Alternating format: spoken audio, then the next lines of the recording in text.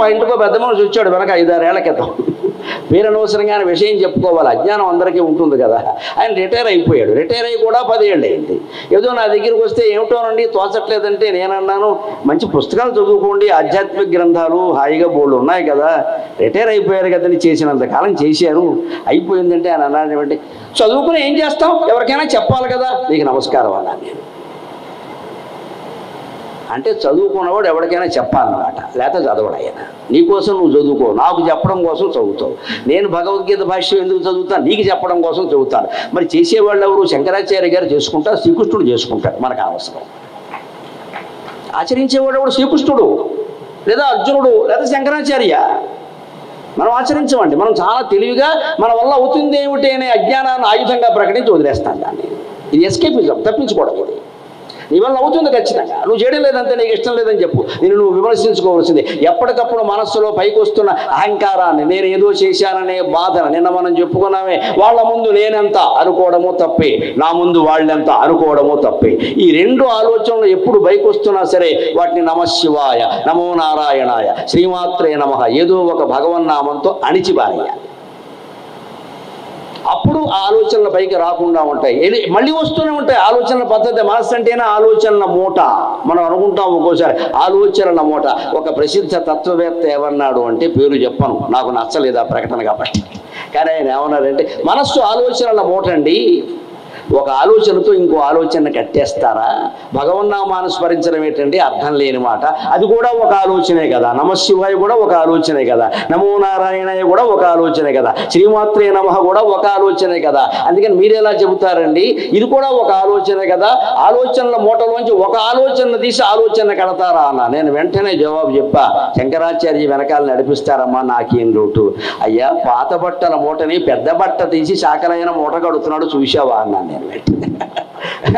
బట్టల్ని మూట కట్టాలంటే ఒక పెద్ద బట్ట తీసి మిగిలిన బట్టలన్నీ మూట కడుతున్నారు కదా. అలాగే నమశివాయ అనే పెద్ద ఆలోచనలో ఈ పనికిమాల ఆలోచనలన్నీ మూట కట్టేవయ్యా అన్నాను. శభాష్, తిరుగులేదు. ఇంకా మనం సత్యాన్ని ధర్మాన్ని గురించి మాట్లాడడానికి నిక్కచ్చిగా నిర్ణయించుకుని కూర్చుంటే మనకు అవసరమైన శక్తి అమ్మవారు ఇస్తుందమ్మా. వాగ్వాదిని వామకేశి వన్యమండలవాసిని.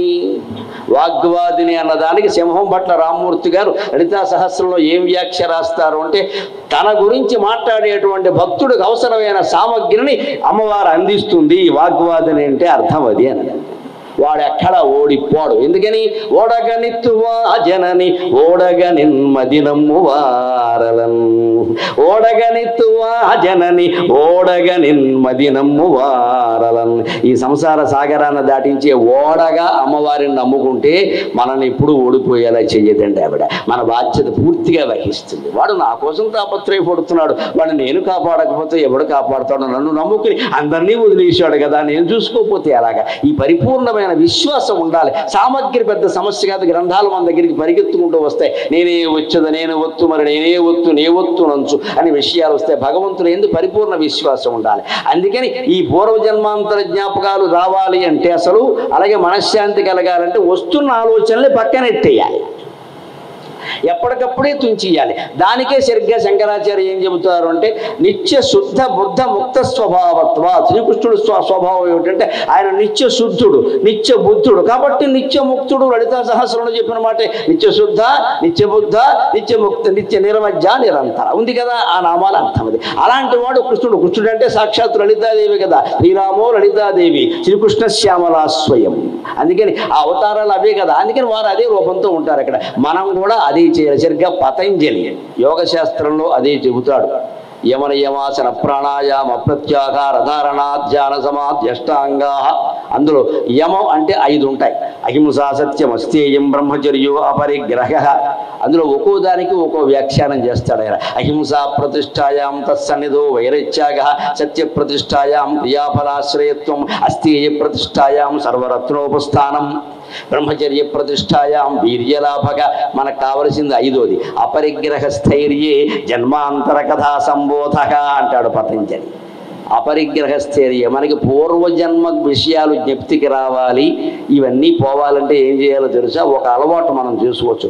అపరిగ్రహస్థైర్యే, ఎవరి దగ్గర ఏమీ పుచ్చుకోకుండా ఉంటే ఎవరికి బాకీ ఉండవు. అప్పుడు వాసన లోపల ఉండవు. ఇది నియమంగా పెట్టుకోవాలి. ఇది నియమంగా మా బోటిగాళ్ళకి కష్టం, వద్దన్నా ఏవో ఒకటి ఇచ్చేస్తారు. అందుకని అమ్మవారి సాక్షిగా, ఇల్లాలి సాక్షిగా నేను చెబుతున్నా, మీరు ఏమి ఇచ్చినా సరే అవి ఇంటికి వెళ్ళవమ్మా. నిన్న ఏమి ఇంటికి వెళ్ళాయో నాతో కూడా వచ్చిన వారిని అడగండి, ఇవాళ కూడా అవి వెళతాయి. అన్ని దారిలో పంపకాలు అయిపోతాయి, అనుమానం ఏం లేదు. ఎందుకంటే ఈ బంక పెంచుకుంటే ఏమవుతుందో నాకు బాగా తెలుసు, నా ఇల్లాలకి తెలుసు. మొత్తం ఏమి ఇచ్చినా వెళ్ళిపోతాయి. కారులోంచి దిగవండి, కిందికి వెళ్ళవండి. శృంగేరి వారు ఇచ్చిన శాలువా ఒకటే వెళ్ళింది ఇంటికి, అంతే. అది కాబట్టి ఆయన మీద గౌరవంతో అంతే. మిగిలినవన్నీ అక్కడే వదిలేసి అయిపోతాయి. అంతేగా ఇవన్నీ పట్టుకెళ్ళి ఇవన్నీ లోపల పెట్టుకుని ఇవన్నీ మంచం మీద ఇద్దరం కూర్చొని కొత్తగా పెళ్ళి అయినప్పుడు ఆట ఆడుకున్నట్టుగా కూర్చొని నీకు ఇది నాకు ఇక అయిపోయింది. ఇక్కడ ప్యాకెట్ అయింది జీవితం. ఇక్కడ రేపు పొద్దున మళ్ళీ ఎవడో సభ పెడతాడు, వాళ్ళు ఏమి ఇచ్చారు వీళ్ళు ఏమి ఇచ్చారు. అసలు ఇచ్చే వాళ్ళకంటే జనం ఇచ్చేవి ఎక్కువైపోతాయి. ఇక్కడ స్వార్థం పెరిగిపోలేదా? మన మనసును మనం పరిశీలించుకోవద్దా? ఏమి ఇవ్వని పట్టుబట్టలు పెట్టినా అవన్నీ డ్రైవర్కి వెళ్ళిపోవలసిందే, అనుమానమే లేదు. అక్కడ మనకు అనవసరమైన విషయం, మనకు ఉన్నాయి చాలు. ఏ అపరిగ్రహం అంటారు.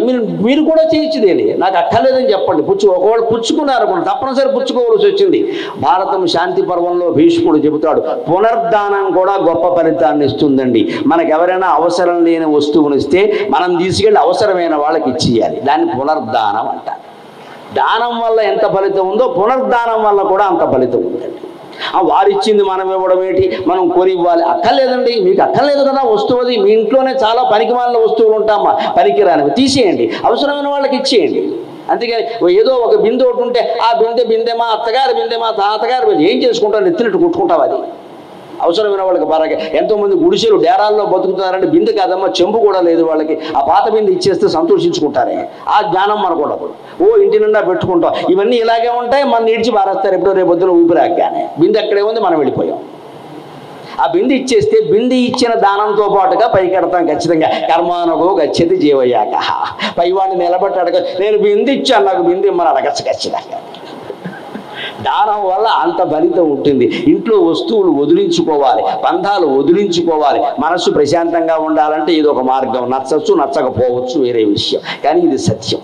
మనం బాగా పెంచేసుకుని ఇంకా మనశ్శాంతి కావాలంటే ఎలా వదులుతున్నాం? అసలే ఆలోచనలు ఎక్కువయ్యాయి కదా, అందుకని వదిలించుకోవాలి. అందుకే పతంజలి చెబుతాడు, అపరిగ్రహస్థైర్యే జన్మాంతర కథా సంబోధగా. అందుకే పుణ్యపాపాల విషయాలు కూడా మనం అనుభవించకుండా ఉండాలంటే శంకరాచార్య చెబుతారు చాలా సులభమైన ఉపాయం. బుద్ధిపూర్వ అబుద్ధిపూర్వకృతానాం పాపకర్మణాం ప్రాయశ్చిత్తమహో జ్ఞానం ఇది వేదాంత డిండిమహ. వేదాంత డిండిమల్లో చెబుతారు, బుద్ధిపూర్వ అబుద్ధిపూర్వకృతానాం పాపకర్మణ. పాపాలు చేసావని ఎందుకు బాధపడతావయ్యా? ఎవడో చేసినవయ్యా సృష్టికర్త, నువ్వు ఎందుకు అనవసరంగా నెత్తి మీద పెట్టుకుంటావు? నువ్వు చేయలా, వాడు చేయిస్తే నువ్వు చేసావు, వదిలే ఆ విషయాలన్నీ అని ఏం చెప్పారంటే ఆయన, నువ్వు బుద్ధిపూర్వకంగా తెలిసి చేసిన, అబుద్ధిపూర్వ తెలియక చేసినా సరే వాటికి పరిష్కారం ఏమిటంటే ప్రాయశ్చిత్తం అగో జ్ఞానం. జ్ఞానం పొందితే మొత్తం అన్నీ పోయినట్టే లెక్క. జ్ఞానాగ్ని దగ్ధ కర్మాణం తమాకు పండితం బుధాహ.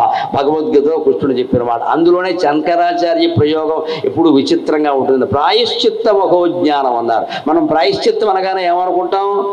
నువ్వులు దానం ఇచ్చాం వరుసగా 7 వారాలు, అందుకే పోయింది. మినువులు దానం ఇచ్చాం 32 వారాలు. నువ్వుల వల్ల మినువుల వల్ల పోవవ్వ. అవి ఊరికే నేను సంతృప్తి పరచడం కోసం చెప్పిన ప్రక్రియ.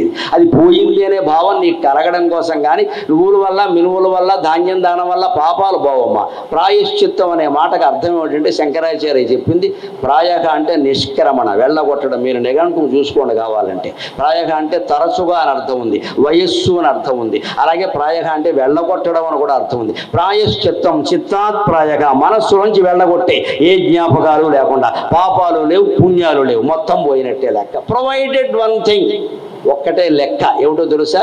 పుణ్యాలు కూడా పోతాయి, దానికి సిద్ధంగా ఉండాలి. మనం ఏమనుకుంటాం, అవి ఉండాలండి ఇవి పోవాలి. ఈ బేరాలు కుదరవు ఎక్కడ. ఈ బేరాలు కుదరవు. ఈ సంక్షేమ పథకాలు తాయిలాలు దేవుడు పెట్టాడు. ఆయనకు ఓట్లు అవసరం లేదు, ఆయన మళ్ళీ ముఖ్యమంత్రి అవ్వాల్సిన అవసరం ఆయనకి ఏం లేదు. ఆయన మొత్తం 3 లోకాలకి ముఖ్యమంత్రి. మీ ఓట్లు ఆయనకి ఏం అవసరం లేదండి. హిందూ ధర్మంలో ఇటువంటి సంక్షేమ పథకాలు ఉండవు, నేను ఎక్కచ్చిగా ఉండవలసిందే. పాపాలు కాదు పుణ్యాలు కూడా పోతా. ఎందుకు సిద్ధంగా ఉన్నావా? మనసులో జ్ఞాపకాలు తీసే, కానీ మనశ్శాంతిగా ఉంటావు. ఎన్ని పుణ్యాలు చేస్తే ఏం ఉపయోగం అండి మనశ్శాంతి లేనప్పుడు? మనశ్శాంతి లేనప్పుడు ఎందుకంటే 100 కోట్లు ఉంటే ఎవరికి కావాలయ్యా? 100 యజ్ఞాలు చేస్తే ఎవరికి కావాలి? పూర్వం మహారాజులు చేసిన యజ్ఞాలు ఎవరైనా చేశారా? ధర్మరాజు రాజసూయాగం చేశాడు, తర్వాత ఆయన మనశ్శాంతి పోయింది, చేయనప్పుడే బాగానే ఉన్నాడు. రాజసూయాగం చేశాక కదా జూదం ఆడింది, ఆడవాళ్ళకి వెళ్ళింది. మరి రాజసూయాగ జ్ఞానం అంతా ఏమైపోయింది ఇక్కడ? అంటే ఇదేదో చేస్తే మనశ్శాంతి వస్తుంది అనుకోవద్దు. అక్కడ ఈ పుణ్యాలు పాపాలు రెండూ పోవలసిందే, అప్పుడు మాత్రమే మనం ఉండగలుగుతాం. అలా ఉండాలంటే ఏం చెయ్యాలయ్యా? ఇప్పుడు భగవద్గీతకి మరో శ్లోకం వ్యాఖ్యానంలో చెబుతున్నారు శంకరాచార్య. ఇది 5వ అధ్యాయంలో ఒక గమ్మత్తైన శ్లోకం ఉంటుంది. సర్వకర్మాణి మనసా సన్యస్యాస్తే సుఖం వసి,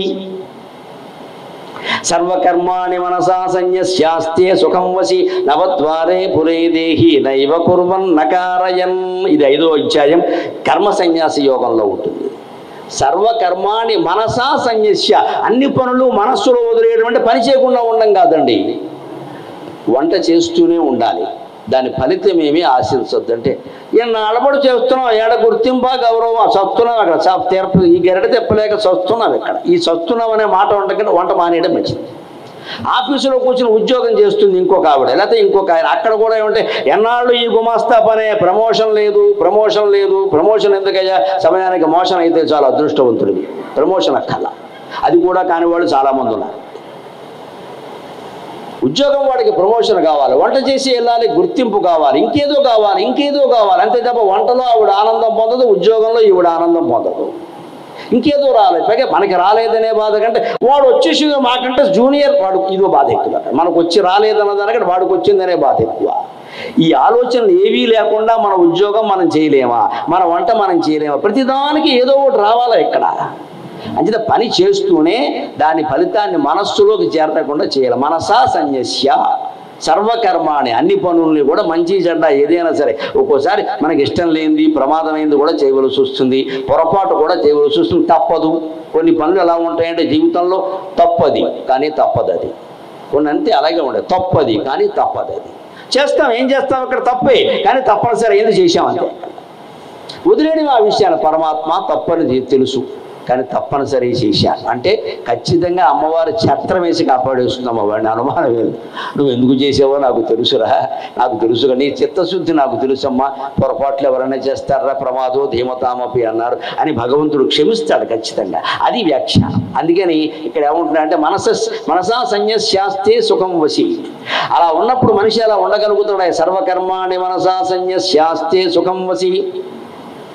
ఆ వదిలిపెట్టి ఉండడం అనేది అలాగా ఒక క్షణంలో చూద్దాం. ఒక భావన కలిగితే వదిలిపెట్టి ఉండొచ్చు. నవద్వారే పురే దేహి నైవ కుర్వన్ నకారయన్.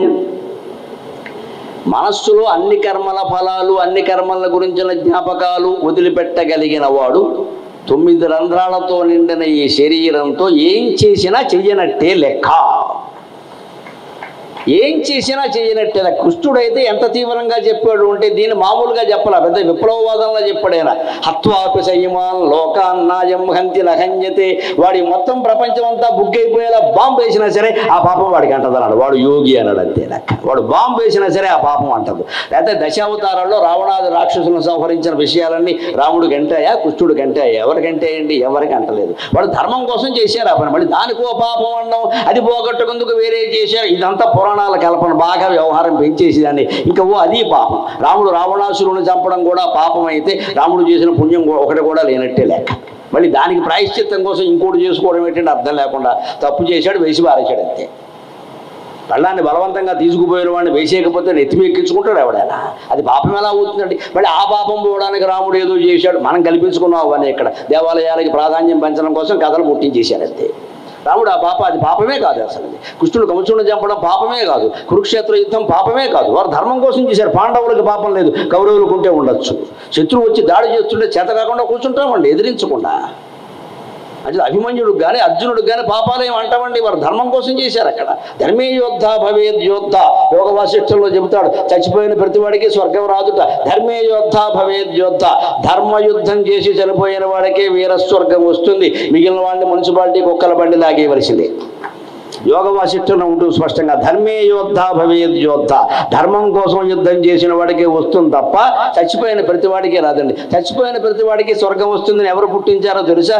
పూర్వం రాజులు ఒళ్ళు కొవ్వెక్కి యుద్ధాలు చేసినప్పుడు పుట్టించారు ఆ సామెత, సైనికుల్ని బాగా రెచ్చగొట్టాలి. నీకు స్వర్గం వస్తుంది, నీకు స్వర్గం వస్తుంది. ఎందుకంటే దిక్కుమాల స్వర్గం ఇక్కడ ఎలాగూ లేదు, అక్కడైనా వస్తుందని వాడికి ఆశ పెట్టేశారు అంతే.